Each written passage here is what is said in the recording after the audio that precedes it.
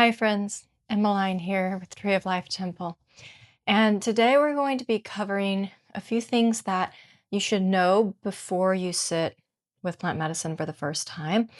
And even if you've sat with plant medicine before, some things that you should really take into consideration before you decide if this is something that you want to do again. And I don't share these things to try to talk people out of sitting in ceremony or, scare people or make people overthink things.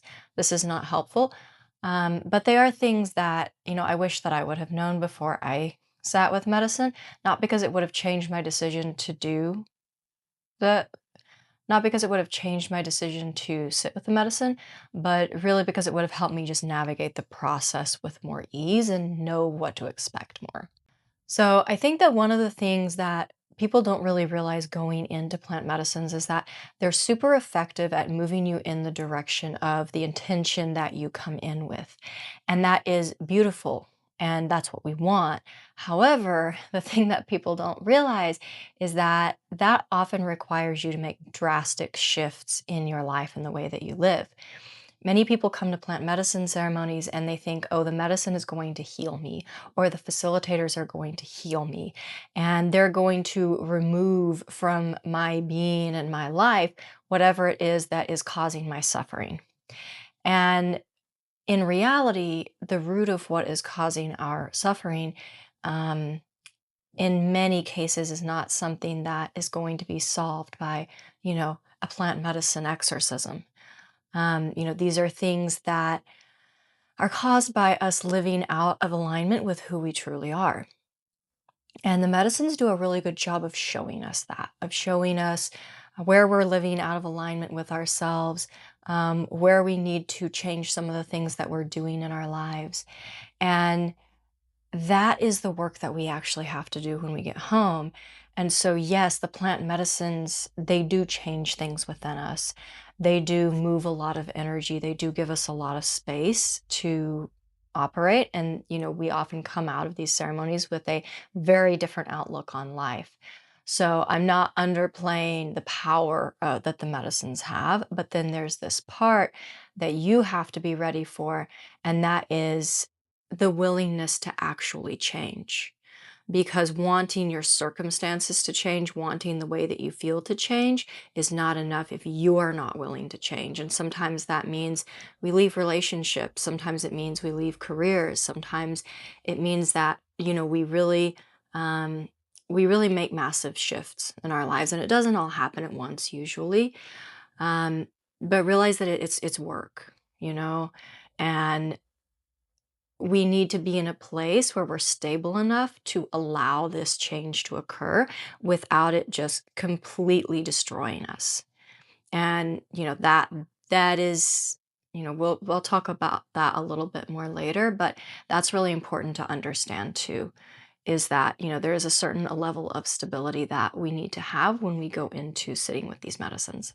And so just ask yourself this, before you come and sit in medicine. I mean, like, am I ready and am I willing to change my life and the way that I live in whatever ways I'm shown is going to be in the best interest of myself and all sentient beings, because that's really what we're doing here. And, another thing that I think is important to touch on is that people prepare for plant medicine ceremonies. They prepare for like this massive event, right? Like they understand that it's going to be a really substantial event that's happening in their lives, and they prepare for it, but it's like they think that that ceremony is the event.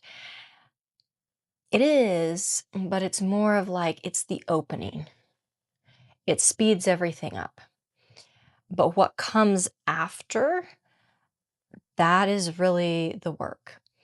And so there's a necessity, that there's an understanding here that when you commit to come and sit with plant medicine, that you're not just committing to that ceremony, you're committing to the intentions that you came with. You're committing to saying, okay, I am ready to change. And that work is going to continue on when you go home. And so what that means is that you need to make sure that you're giving yourself time and space when you get home. And, I tell people this when they come and sit in ceremony with us. Some people listen, a lot of people don't. And I didn't. When I was sitting in ceremony, as a participant, I did not listen to this advice. And I wish that I would have, now. But please give yourself some space. You're in ceremony, you're in this container.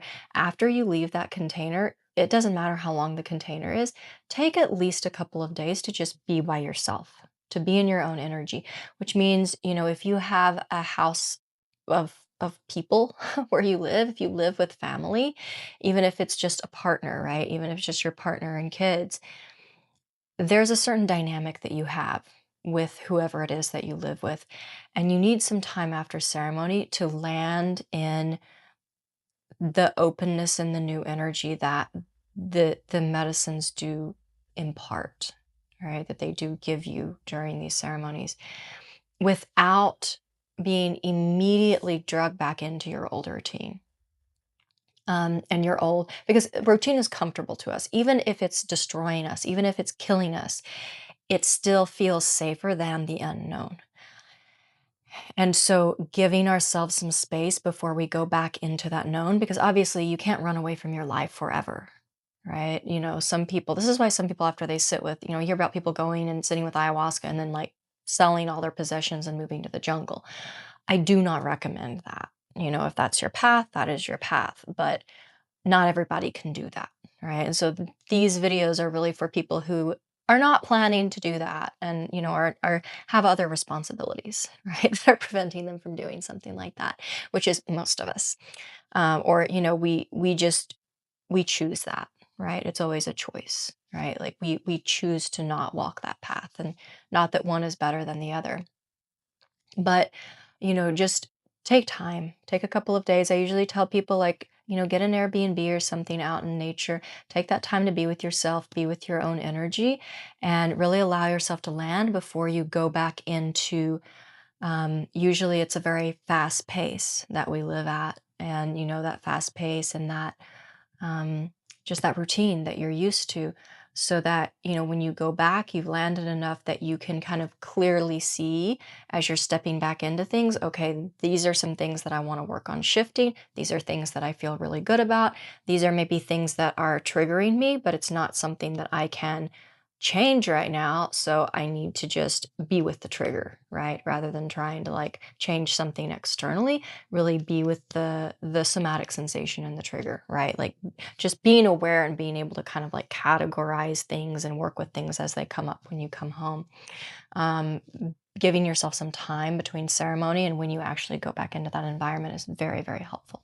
And when you're considering whether or not you should even sit in ceremony, I'm not here to tell anyone you should go to ceremony or you should not go to ceremony. If somebody wants my opinion, they can book a consultation call. But what I have witnessed is that there are certain people that are going to get more out of ceremony, and that are going to be able to have that integration process, that after process, be able to navigate that with a little bit more ease. And what I recommend is that people that sit in plant medicine ceremonies, they should be stable. And I'm talking, obviously mentally stable. That's very important. I would never, never, never recommend someone who's not mentally stable to go sit with plant medicine. And there are, again, like nothing I say is a hard and fast rule. There are situations where plant medicine can help with certain types of mental instability, but as like a blanket rule, not something that I would recommend. And you really need to sit with someone who knows what they're doing, um, if you do have mental instability. Okay. But beyond that, also like, but just feel stable in your life, right? Financially stable. Sometimes the places that we meet ourselves in these ceremonies, they ask a lot of us. They ask us to change a lot in our lives. And if we go home and there are certain aspects of our life that starts crumbling that we're not really ready to hold space for, that can be very challenging. And so that's why I say, you know, be in a stable place. I don't recommend that people who are in crisis come and sit in ceremony. I don't, generally speaking, I don't think it's a good idea. Um, Obviously there's a lot of people that come to ceremony that have had trauma in their past, and the medicines can be really good for helping you to process that and heal aspects of those experiences, but not so much if the trauma was very recent. Um, Again, like that's not always the case. Sometimes the medicines can still be helpful, but again, we want to really be mindful of whether or not our body is ready to open that wound, or whether it really needs some more time just with our presence before we go in and do like kind of these like deep energetic surgeries. So just be mindful of those things, right? And again, like I know people who are going through things that are like really challenging and really traumatic, and they come sit in ceremony and it really helps them navigate the situation. So it's not that, I'm saying, oh, you should never do this. It's just things to be mindful of. It's things to be really mindful of. And of course, like always speak with your facilitator if you are going through things that are, traumatic, that are really challenging. If you are in a place in your life where you're not feeling very stable, you need to make sure that you talk to your facilitator about that. Um, and that, that you and your facilitator feel good about where you are in your life, and that you're going to be able to like really navigate the integration process, because that's really usually what causes the issues. It's usually not actually in the ceremony.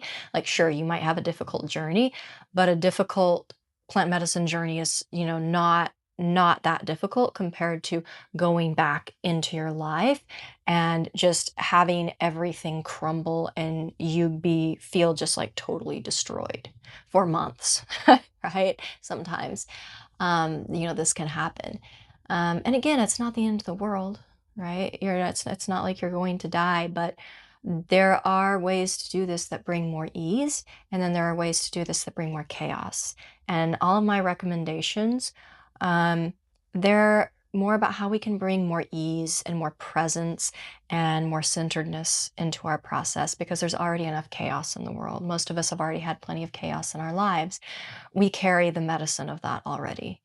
And there is medicine to it. There is medicine to chaos, right? Don't get me wrong, but that's really not the medicine that most of us need to cultivate. And so that's why I'm making the recommendations that I'm making. But you always have to listen to your intuition. You always have to listen to the call of the medicine. Um, so, you know, that's always going to be your North Star, is your own intuition, and just, following your intuition and following your gut as to when the right time for you is. The one thing that I will, if you can feel that you're wanting to go sit in a plant medicine ceremony as an escape, because you're hoping that it's going to, make you not feel something that you're feeling, don't do that. Plant medicine ceremonies are not a place to go to escape. A lot of people like to escape to the astral realms and, the unconditional love and those things that we can experience in plant medicine. But again, when you go and you sit in ceremony with an intention, you will be catapulted towards that intention. And everything that is standing between you and that intention, you're going to be sent like on the fast lane of that, going through that journey and dealing with those things. So do not go as an escape. It is not going to work out well for you almost 100% of the time. It's not going to be pleasant. Even if the journey itself is pleasant, the aftermath will not be pleasant.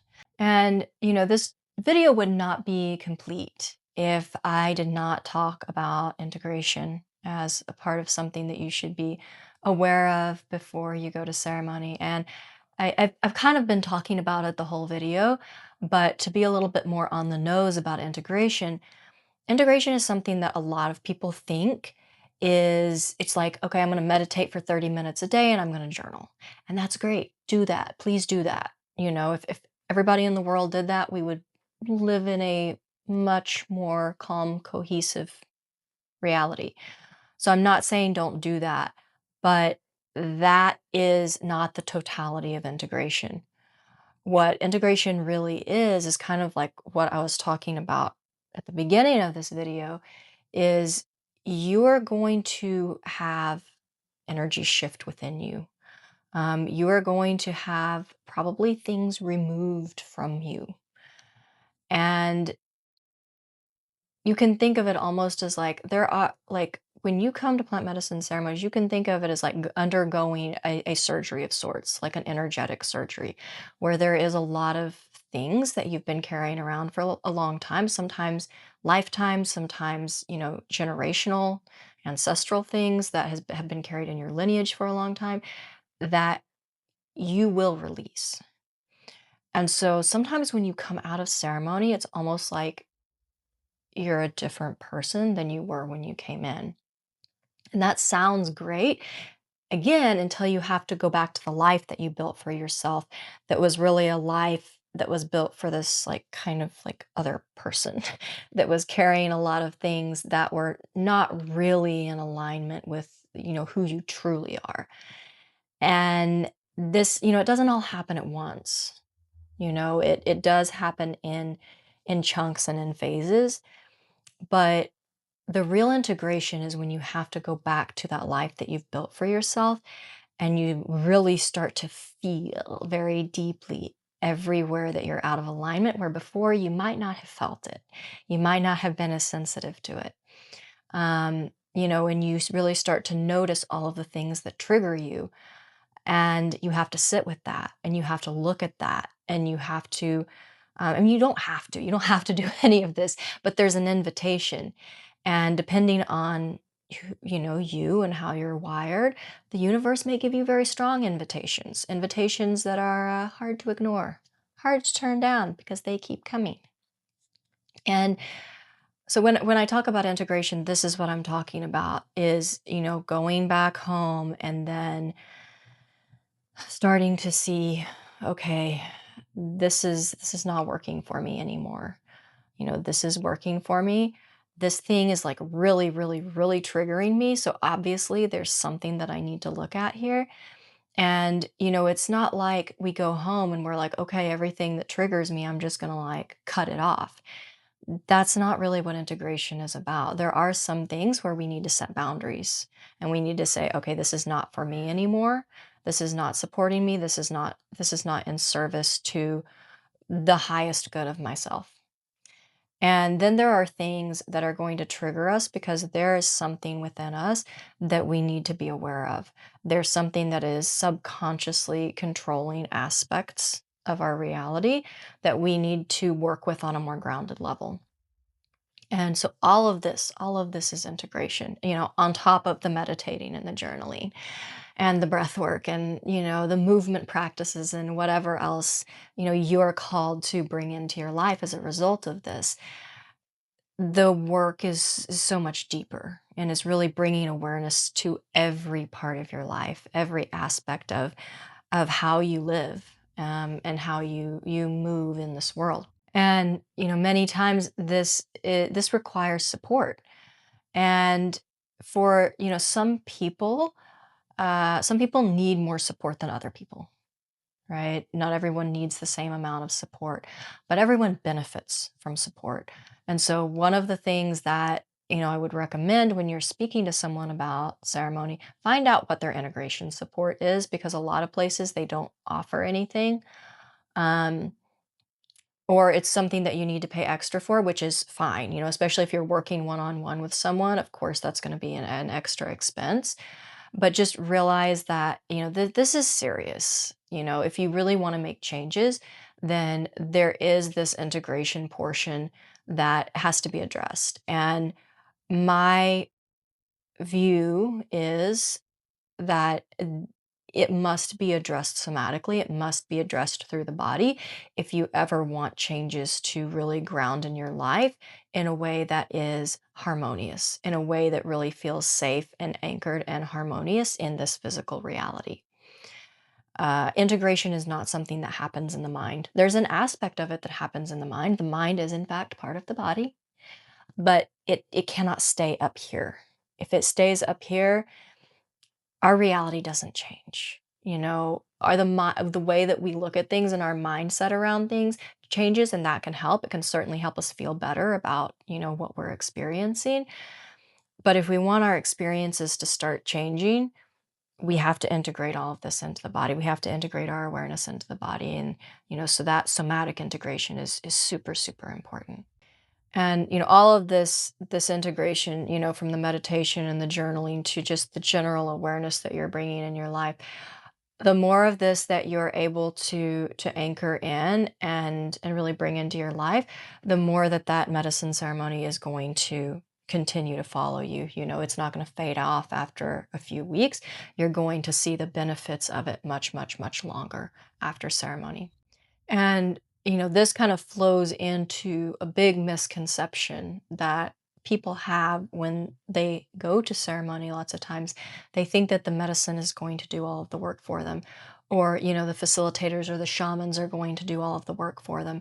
And that it just simply isn't the case. The medicines move a lot of energy. We already talked about that. It really can be like having a deep energetic surgery when you go sit in medicine. But that is like it's giving you agency. It's giving you space to make different decisions. But you have to go home and make different decisions. You still have to be the one to do it. You're the one that has to live your life. And honestly, that's the beauty of all of this. That's the beauty of incarnation.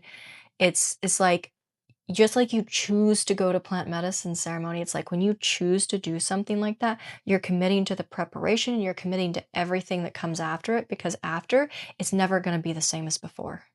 You will never, ever be able to go back to what it was before you sat with medicine. And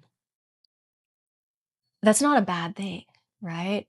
It's just like life, it's like incarnation. You can't go back. There is no going back. The only way out is through. And so once you commit, you commit. And it's always your life. It's always your choice how you want to move forward. And the medicines can't make that choice for us. They can show us, they can give us clarity, but then we have to make those choices every day.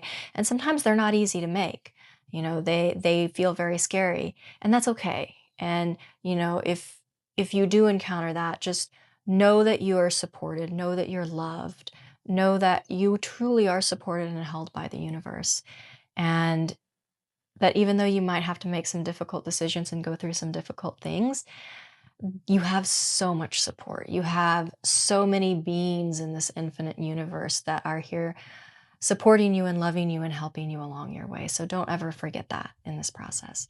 And the last thing I want to speak about is choosing a facilitator in a space. You hear people talk about set and setting and how important that is.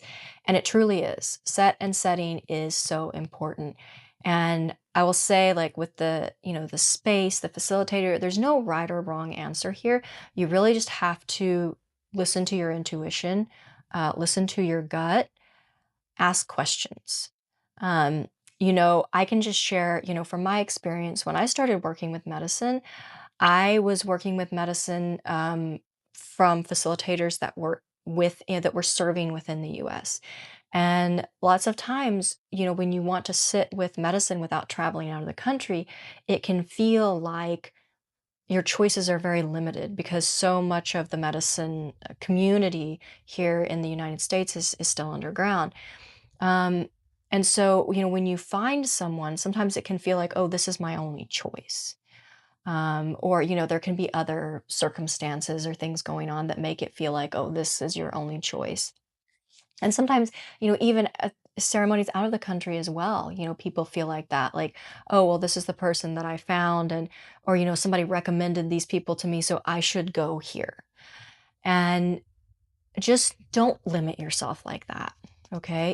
If you book a consultation call with someone and it's great, and that's like the first call you have, and you feel really good about it, and you're like, yes, I want to do this, you don't need to book, a whole bunch of other consultation calls just to do it.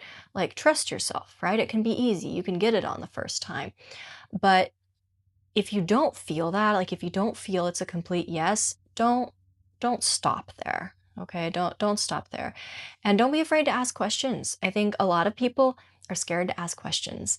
They don't want to be rude, or they don't want, yeah, people, I don't know, people, and I'm the same way, right? Like, I say this because I'm definitely the same way.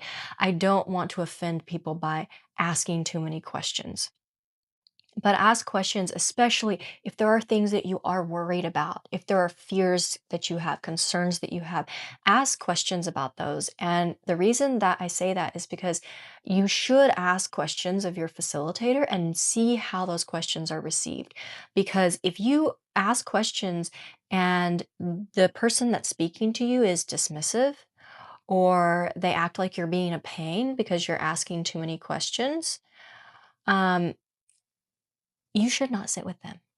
Your body is not going to feel safe. If you're being dismissed, if your concerns, if your fears are being dismissed before you even come in, your body is not going to feel safe being there. Okay. And yes, like you may come with some, fears and anxieties that are, unfounded, right? But as facilitators, as space holders, it is our job to make you feel safe and make you feel comfortable. Okay. And, we can't do that in and of ourselves. Like, you have to do that for yourself too, but it's a joint effort. And so if the facilitator is not putting forth an effort to answer your questions in a patient way and, really honor the questions that you're asking and answer them in a way that, is taking time and making you feel safe and making you feel cared for, they're probably not going to make you feel safe or cared for in the actual ceremony environment. And if you don't feel safe and cared for in the ceremony environment, that is very much going to affect your experience, and it will affect how deep your body will let you go into the experience. And I think this is really important because there's a lot of people that come into plant medicine ceremonies that have trauma. And that's one of the reasons that they come in is because they're working through, aspects of some trauma that they've experienced. You can very easily become re-traumatized in plant medicine spaces because you are so open, because of the, sometimes, very high intensity of the experiences. And if you are not in a space where your body feels safe, where your being feels safe and held and protected, it is much easier to re-traumatize yourself. So please ask questions. Make sure that you are going to a place where you're going to feel comfortable. Um, for some people, this is, some people are going to feel really comfortable in a maloka out in the jungle. Some people are going to want more amenities than that, and that's okay. There's no, again, there's no right or wrong way, but find people and find a place where your body is just like, yes, where your body feels like excited to do this, but also like safe and like it can relax. Because that's what you need if you really want to get to the root of some of these things that are keeping us stuck in patterns that we're ready to not be stuck in anymore.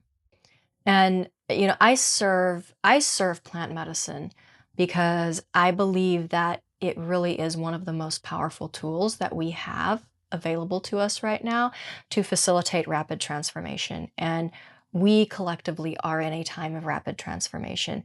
And there are a lot of people that are going to be going through massive changes, and they already are going through those changes, or they are going to be in the next several years. And many people can feel this. Many people can feel that there's a lot of things in their lives that are going to shift. And they don't really know where they're going, but they know that it's, what they're doing right now on the day to day is not what they're going to be doing in the future. And plant medicines are, oh, they're just like such a gift for this time for us. And, that's why I do the work that I do and, specifically grounded in somatics, because all of this is so that we can become fully human and really inhabit our bodies and inhabit the earth in the way that we were meant to inhabit the earth, fully connected and feeling ourselves as one with it rather than, as something that is separate and often at odds with the rest of the planet.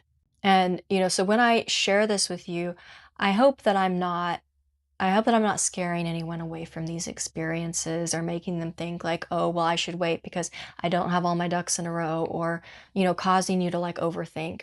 The purpose of me sharing this is not to cause people to overthink, because that's like one of the worst things that you can do. It's just to make you aware that, there are certain things that most of the time people end up having to navigate as a result of, choosing to go down this particular route of transformation. And there are things that, regardless, if you're going through massive transformation, you are going to have to deal with them. It's just with plant medicine, they can sometimes come a little bit more rapidly because the transformation happens in a condensed timeline. So be aware, be ready. And if you need support, make sure that there are people that you can reach out to. We have resources on our website for both preparation and integration. So we have, a preparation and integration um, course that, also comes with a community where we have live integration calls every 2 weeks. So if that's something that might feel supportive, you can check that out on our website. And then we also host ceremonies ourselves. And so I'll also put the link to those below. We have one coming up over the fall equinox and another coming up over the winter solstice. So if those are things that you are interested in, you can follow the links below to find out more about that. And regardless of where you sit with medicine, how you sit with medicine, I wish you a beautiful journey.